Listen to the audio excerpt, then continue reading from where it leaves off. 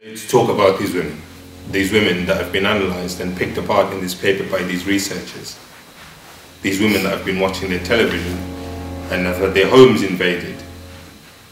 And what is the paper about? Well, the paper looks at class. Class now can no longer be determined by the work that you do, but by the things that you consume and the things that you buy, the things that you own, and the person that you are.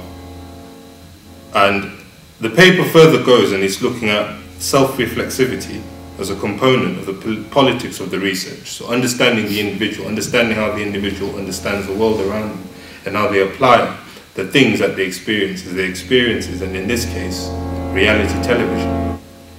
They look at the ideas of people like Helen Wood, Morley in audience research, Adkins, who is one of the authors, and Skeggs, have also theorized on this issue. They further go on and discuss a summary of the research. The research itself involved 40 participants and their relationship to reality television. They use a different set of methods to understand this, beginning with textual analysis and interviews. They use text in action as a method developed by Helen Wood, in which they would watch people watching television programs and then record their responses while they viewed it. They also went and used focus groups, where they would bring together all the groups that they've used in the study and speak to them and find out what their experiences were with this particular research process. The paper also explores the ideas of identity. Identity in the way that it was espoused by Bourdieu's description of the 4 different types of capital: symbolic, economic, social, and cultural. They want to find out how these individuals identify themselves using these methods. They look at how one group of women, who are classed as working class, relate to this particular medium. They look at another set of women who may be looked at as middle to upper class, and how they identify with the text as well. The paper also goes deeply into the ideas of self-reflexivity as capital.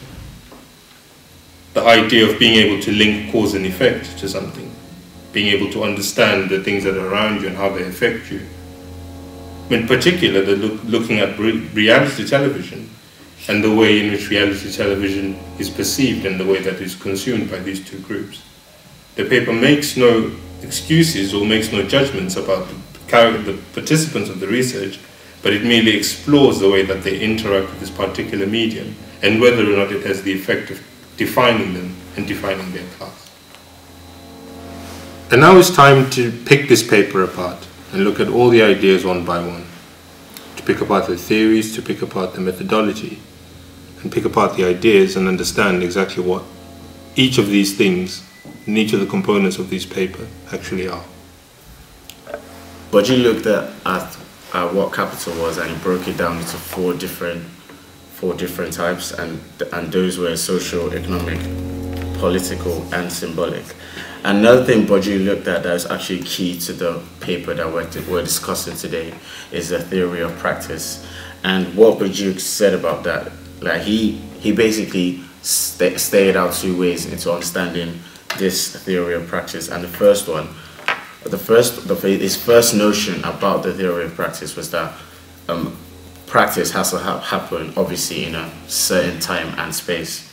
And the second notion he put forward is that this practice that we do, these performances that we put on to conform to certain rules and regulations are not part of what we want to do. They're not conscious, but are unconscious, to a large extent. And this theory of practice leads directly to an issue, or to issues in the paper.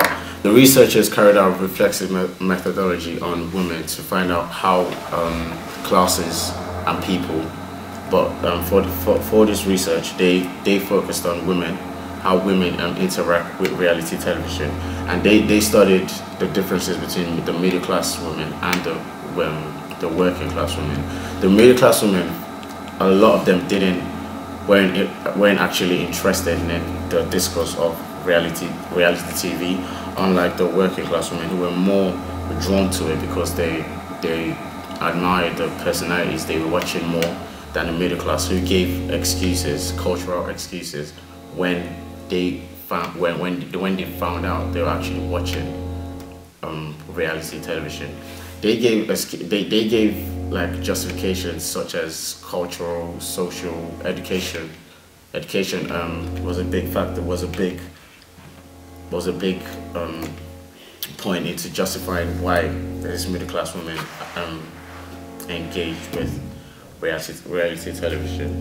In this paper, researchers talked about the audience, so pretty much all the people who were interviewed were the viewers of the reality TV, so they were the audiences themselves. And the outcomes of these studies were really important because they judged the audience on the race, class and gender. So all women everyone who were studied were the women, and they were divided onto the middle class and working class, and coming from different backgrounds and being different race. So one of the theories that was studied was Morley, and even though his studies were criticized for social determinism by refining class through occupational categories, he still argued that despite the claims of much post-structuralist theory, class is still very much with us, if in new and always changing forms. So this is completely true towards the outcome of the studies from this paper, because all women, due to their class and due to their race and to what they did, was different. And for example, if the middle class women were prepared that they would be judged on their answers through the interviews, so they could lie and tell the different and more smarter answers to it. However, middle class white women were saying immediate answers, not judging on the outcome of this research. And the women from the different race background, they were like misunderstanding this questionnaire and interview with the state search, and they were trying to answer everything in the most right way as possible. What I investigated in this paper were the participants and their social, economic, cultural, their lifestyle and their location and their economic background. Foucault talked about class and personal capital. He considered that there is a class conflict, a class warfare or a class struggle, which means that there is a tension that exists in the society due to a competition between people who desire to be part of different classes and different social classes. For him, the theme of social war provides the overriding principle that connects class and race struggle. How is this related to our paper? We can see by the fact that this woman gave different answers, and they thought in different ways. For example, there were women who were claiming that they were part of the middle class, so their answers were like, they tried to make it more complex, and they tried to say that a reality show it's not what represents them, while the working class said that yeah, they watch it, they are having fun when they watch it, which clearly there is a difference between them.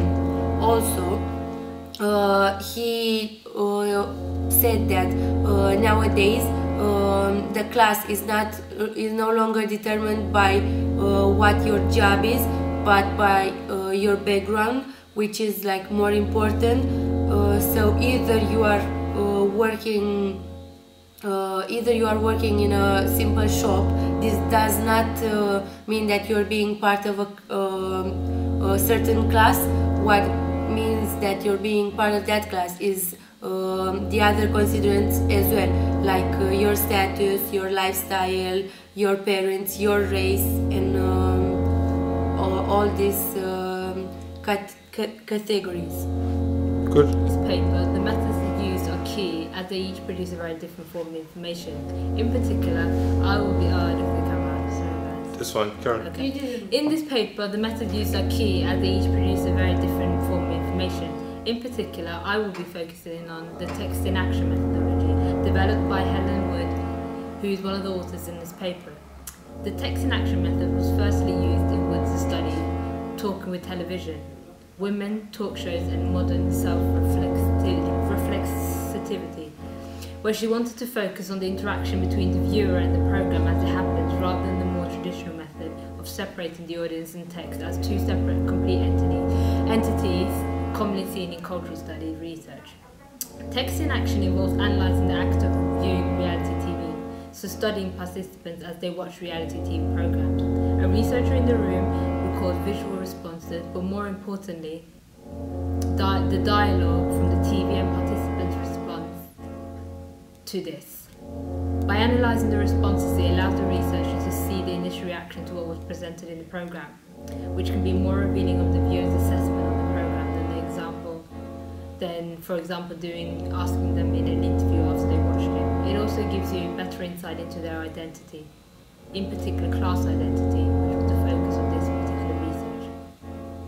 The findings were that the working class women were more hesitant and wanted to know why it was necessary to record them, whereas the middle class women wanted to know if there were any rules or regulations in regards to the method.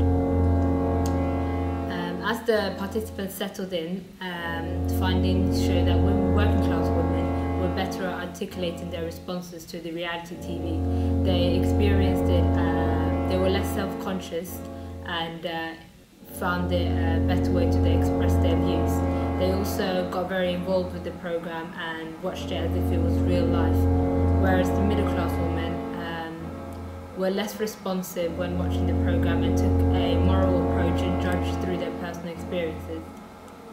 The class difference showed that working class women to be more inclined to form a relationship with members in reality TV shows, whereas the middle class women